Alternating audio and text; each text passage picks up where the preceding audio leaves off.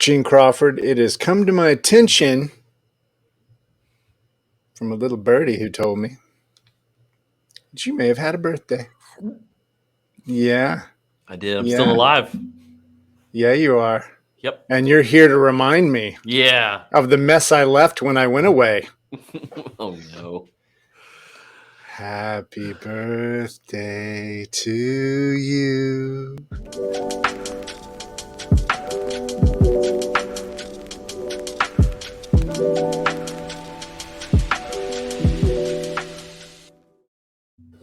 No. Couldn't take it. Happy birthday. Okay. Thank you. You're welcome. You know, isn't that one of the weirdest things about our world now is that you get like 500 happy birthdays? Yeah. And a big challenge of your birthday is to actually reply on some level. Yeah. Yeah. But then it became okay, what, like 2 years ago, to just do a blanket thank you. Whoever that person was is genius You're welcome, or lazy. asshole. Yeah, I know. Lazy asshole. That's me. Yep. Oh man. Well, I am glad that you were born, brother. Thank you. I am. Because Me otherwise this would be really awkward right now. Be talking to yourself. Hey, it happens. I do it. And you know what? As long as I'm in agreement with myself, it's not awkward for other people. Yeah, sometimes I answer and I don't like the answer. So Gene, we have an interesting topic for today. Let me have it. It's basically, how do we define ourselves? Right? Now, you just had a birthday. You just had a monumentous occasion where you somehow survived in spite of all your flaws and weaknesses another year. Right. Doesn't that make you happy? It does. There you go. So when you meet somebody, right? Like this is like a very interesting change with the pandemic too. When you meet somebody and they say, "Oh, what do you do? What's your lead? What do you start with?" I say I'm a small business owner. Okay. That's usually what I start with, and just to connect with like what I do. Because if I just say like I'm a web designer, I'm so far from being a web designer, like in terms of what I do, and then like because I don't design any web anymore, like personally, Yeah. and then like I think small business owner connects, and I say, so I'm a small business owner. I own 3 businesses. One's a web design company, one's a co-work, and one's a gym. Yeah. And they go, look. Well, that's it, right? It's especially North America. I don't know. Maybe this isn't true in the rest of the world. But the first thing we lead with is what we do for a living. Yeah. Right? I'm sorry, over here, living. I did a half quote for those watching at home. But yeah, so and this is not new. I mean, like we all know that it's like, what, a decade ago. Oh, what do you do? Well, I'm a runner. Yeah. I'm a dad. 2 wonderful kids. And so people started changing it up where they didn't say, "Oh, I run this shop," or, "I'm a web designer," or "I build the web," or, whatever. That was one of my favorites. Yeah, I build the web. I build steps outside. There's 7 of us. Yeah. And we build the web. Yeah, I know. You're welcome. No, but it's one of these things that changes. And then when the pandemic hit and you see the Great Resignation, right? Or I don't know if anybody's called this. I'm sure somebody's called it this, and I'm just going to act like I did it for the first time. Because, that's what happens. Isn't it more the Great Realization? Ooh. Right? Where everybody who has the option kind of went, nah. Do I want to do this, though? Yeah. When I meet somebody, do I want to say, yeah, I work for a, and even then, you got to take that away, because the ups and downs of whatever you claim as your identity, right? You're going to follow those ups and downs, and you're not in charge of them. Right. What do you say? You know what? I say I run a community. I do the same thing, right? I say I run a community of people who build the web. Right. But I will also, I guess, want to talk more about running or video games or comic books or, whatever the Mhm. cool show is everybody's binging, Squid Right. Games now, or, whatever it might be. That's what I don't want to. I mean, I love the Bureau. It has it gives me purpose in life. And so maybe that's part of the problem. I totally identify myself with that, Mhm. you know? And so now it's doing really well. So I feel really good about myself. But there were times not so long ago where Right. I would realize something and literally just have to sit down or lie down on the floor because, oh my God, that's a lot, you know? So, but what about, but so when you think about it, like you got a kid in college now, Mhm. right? So, and this is, that empty nest syndrome. I think that's what a lot of owners of web shops and other companies, and even people who were managers in house at big companies, I think they feel that a little bit. They feel that kind of empty nest syndrome. They identified themselves with running this thing. Gotcha. And now those people are at home and they're having an identity crisis. Yeah, this is one of the professions where, early on, I think all of us, we really did identify with the work we were doing. It was like when we would build a website and put it out in the world, that was us. And so Yeah. everything we took everything personally in relation to that work. We were Um, pioneers. yeah.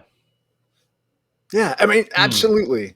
And so yeah, you go back to those late 90s, early 2000s when we were building stuff for the web. right. It was innovative and it was fun and people were like, "How did you do that?" Right? Mhm. And then you get to some of the animation stuff or you get to some of the cool film stuff or whatever might be integrated in and it's like magic and you're a Yeah. magician and people want to understand it and it's super cool.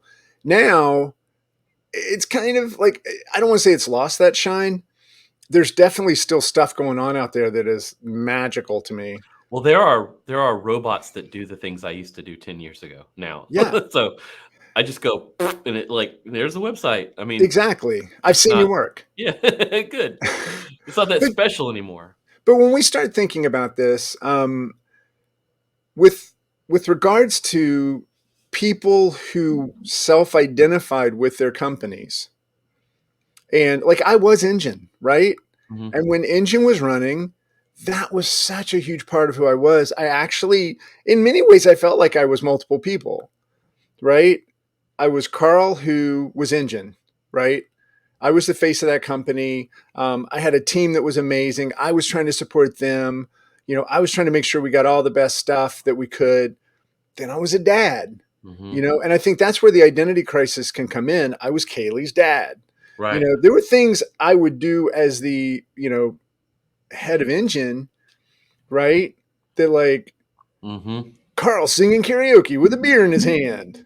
Whereas Kaylee's dad, Yeah, you don't want him to be that same guy. mm, you Right. know, I mean, the karaoke with a beer in my hand, that's fine. I'm being tame, right? But in Yeah. terms of high fiving strangers walking down, the strip in Vegas, maybe Kaylee's dad shouldn't be doing that. Or at the art bar, yes. Or at the yeah, sorry about I that. have video of that. Imma cut that in. Yeah, you should. And thank you so much for making sure that one guy didn't kick my ass because You he remember was like that? knocking a Yeah. high five.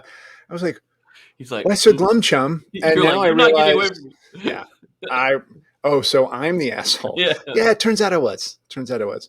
But yeah, so when we start to think about the great realization, resignation, whatever you want to call it, there are people who are left behind who can't do that. Right. Right? We have put everything we have into starting this company. Yeah. And now even if people are still on the team but they're working from home, it leaves us with a sense of loss and frustration and anger Hmm. because and this is from things that I've seen in the community, conversations that I've had outside of the community with other people who own companies, where they self-identified. Not all of them were in this situation, but it gave them a sense of meaning, of purpose, of importance. And when suddenly everybody's doing what they did without your supervision or Mhm. without your guidance or without your control, right, which I think is a dangerous one, um, you have a loss of purpose. Hmm. Hmm. So did you experience that? I guess you're saying you did. With Engine, yeah, for Mhm. sure. I actually Richard Banfield was the person who told me, and I've shared this with a lot of people who are Right. transitioning. Nobody will ask what happened to Engine. They will ask, what is Carl doing now? Right. They care about the individual and the human more than the thing that Right. that human did before, because that thing to them will always be like a cool thing, Right. but it's not the person. And that's the difference. Hmm. For you, do you know what we all say when people say, oh, who's Gene? We say Converge, dude. Mhm. Oh, I know. We Yeah. say, oh, he ran this Well, amazing company, this yeah. amazing event. And, Mhm. so you had to feel, and I don't want to drag it out of you right after your birthday, but come on, let's do this. No, but you feel that sense of loss. We all feel that. If you run an Oh, event, yeah. we've talked about this, you have that post-event depression that lasts for a couple of days because you were the person who put on that amazing thing that Mhm. hundreds or even thousands of people said, that was the best time I've had. I learned so much. And then the next day you're going, what do we do now? It's the same thing that you have after you complete anything huge in your life. Like, after you run a marathon, after you do a, 72-hour black belt test, after you put on an event, after whatever, after your wedding, like whatever, the next day is always not as good as that time when you were doing the thing. Especially for our respective wives. Yeah. That next day they were like, I did What had what? happened? What? Now you're him? Yeah. We're like, you Okay. signed the contract. I got you. No, but yeah, I think you're absolutely right. It's there's that huge Mhm. ripping away Yeah. of all of your focus was on one thing. Now imagine that you didn't see it coming. Like Mm. when Converge is going to be done. Right. I knew that Engine was at a point where it made sense to sunset it, Right. right? So now imagine that you're just la la la. I got it. Everybody's at the company and we're rock and rolling. And what's a what? Hmm? No And more company. now everybody's got to work from home, and Right. then people start leaving. And some of them were like your top people. Mhm. Um, so I know we're kind of going back through a lot of other stuff, but I think to get back to it, identifying yourself with what you do and not who you are Right. is really dangerous. I think so. Absolutely. So how do you sort of, I mean, do you just kind of stick to your guns and you're like, well, who are you? What do you do? And you're like, I'm a human male and I sit around. I mean, what do you like? I have four limbs. Yeah, I mean, what? They're all operational, so I am very happy for that. It's interesting because I Because if you were like, let's say you were out at a thing and they were like, "Oh, my name's Carl. Hey, cool. Well, what are you into?" Well, I'm into, what am I watching into is a very different question, right? Star Trek So, constantly. You'd be yeah, like, "Bye." Discovery, it's coming back I November know. 11th, maybe. I don't know for sure. Mhm. Yes. No, it's one of those things. Dave Fletcher, who runs the Mechanism out of New York, right? Dave is one of the It's a coolest great humans I've name, by ever the met. way. The Mechanism. Yeah, it's badass. Yeah, and they did magic. They made the first of those music players, those Nice. little like widgets Yeah. that you had to find out how the hell do I turn this thing Yeah. off? I just want to read. Thanks, Dave. No, and so the thing that Dave would do, we spent some time together at different events and stuff. He would never ask anybody, "Who are you?" or "What do you do?" or Mm. whatever. He would say, "What's your story?" Mm. Ooh.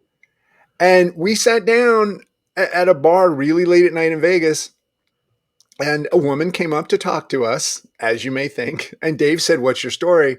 And she said, "Well, I moved here to Vegas about 10 years ago to start a clothing line. And then I lost a lot of my money and I have a kid. So now, she's doing what she's got to do." But it's one of those things. I know, I know. Like, But we're it's just one of doing. those things where if you had just said, "What do you do?" it would be a different answer. I think that Right. this whole, "What's your story?" I think that's a great way for us to all move forward, right? And I ask, like that. yeah, because if I were to ask you, "What's your story?" right? Where do you start, Gene? If I say that, let's do it for our audience at home. What's your story, Gene Well, Crawford? what's great about that is that it puts you in context of where you are and what you're doing at the moment, Mhm. right? So if you're at a bar and so and you're talking, you're like, "What's your story?" They're going to talk about their life, like what's led them to that point, like recently or in the past 5 years or so. If you're out, like for example, one time I was running a race and there's this guy that I kind of spotted, and I could tell he had like the military tattoos. I'm sort of a Navy SEAL geek. I could tell. I was like, that Yeah, guy's a you Navy are. SEAL. And I went and ran up next to him, and we were running a little bit, and he just looked at me and he's like, "What's your deal?" And I was like, "I like this kind of stuff," and started talking. He's like, "Cool, whatever." But it that kind of an intro really puts you in context of where you are and what you're doing. And I think it connects you better than, I mean, if you're at a conference, if I'm at a bureau conference and I'm like, "What do you do?" Like, well, no shit. Like, I work on the internet. Like, I mean, what little tiny piece of the internet do you work on? Well, I do content migrations or whatever. You'd be like, "No, I don't want to talk to you." Like, Right. but I like that. What's your So what's story? your story? And I like what you just said is it's kind of when you ask it, where you ask it is kind of going to be the Mhm. context that surrounds their answer. Yeah, I love But it. you didn't answer my question, Oh, Gene. What's your story? what's my story? Yeah. Where do you start? I don't know. Yeah. I don't even friggin' know. I mean, think What's your about our bios that we put on things, right? yeah, what's your story, man? Because it's like, which direction do you go, So I so like that. imagine that you're talking with somebody you've never met before. And let's say that they're at the gym and they just come in and say, "What's your story?" What's my story? I'd say, well, I'm a coach. I've been here for a while. I practice martial arts and I teach over there. And Yeah. yeah, I mean, I would just say what I've been doing. Yeah. Well, and I guess in that context, it makes perfect sense. Now imagine that you're just out. Do you have a dog? Hmm. Okay. Imagine you're out walking your dog. I thought you had a dog. All the best people have dogs, I Gene. have an alligator. Imagine now you're out. Oh, dude. Okay. Imagine you're out walking your alligator Hmm. and you got your alligator in the park and somebody goes, "What's your story?" What's your story? Well, I found him in the swamp. Well, you pointed at me, dude. Yeah, I And I'll know. take it. I'm I good at love the that. swamp. Yeah. But no, Well, like say it's somebody that you don't know. Say it's somebody and it's not the gym, and it's like I'm going to bail you out. Okay. help me out. I would say, you know, I'm in my 50s now. I'm trying to figure out the rest of my story. But it started off with like thinking that I could be an actor and then realizing that that wasn't going to pay crazy well. So I ended up just like doing advertising. And then I met my wife and I'm like, holy shit, like we're Wow. having a family. And now I'm a dad, but so I'm not taking care of myself anymore. I'm taking care of these other people. Now they're starting to take care of themselves. So my story is trying to figure out my story, Mm, honestly. wow. Right? Yeah. That's not I run a community. No. That doesn't tie me to one thing. And the other thing I would say is like this year, my number one goal has nothing to do with anything except running, which also was a big mistake because when I hurt myself and I couldn't run, I got a little depressed, right? But I think having running as part of it, having the bureau as part of it, having my family as part of it, I think is huge. It doesn't have Yeah. to be one thing. There's definitely a danger in um, sort of identifying and describing yourself in very narrow terms. I'm looking for I'll never find it because we're talking. But I just saw a really great thing, and I bookmarked it somewhere, and now I can't find it, so never mind. But it's like the danger of defining yourself in very narrow terms, right? And Right. I think it's true to that because the narrower that you define yourself, the more everything is going to scare you, and the more everything is going to um, sort of put you on the defense, right? Like if you're like, the only thing I do is I'm a runner, right? Yeah, Well, what happens if you can't run? exactly. What happens if you're in a room full of people that don't like to run? You know Yeah. what I Well, mean? then I'm in the wrong room. Well, you know what I mean? No, Like, but maybe they play video games. yeah. But there is a Right. danger to that too. And what I'm thinking is like, if you only identify yourself as a, digital firm owner, Yeah.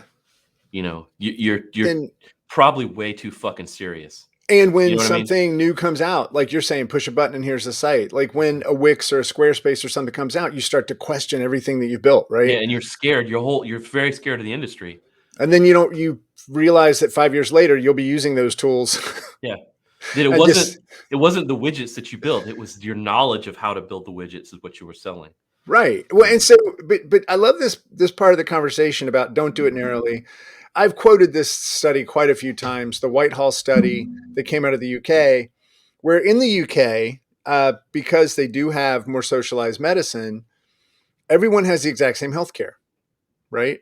Mhm. So the Whitehall study, Whitehall is basically like where all of the politicians and the government employees and everybody works at Whitehall. This is my understanding, right? Mhm. And so if you are a front level human working at Whitehall, you have the exact same health care as administrator of the military or whatever, like whatever high end job you can imagine. Mhm.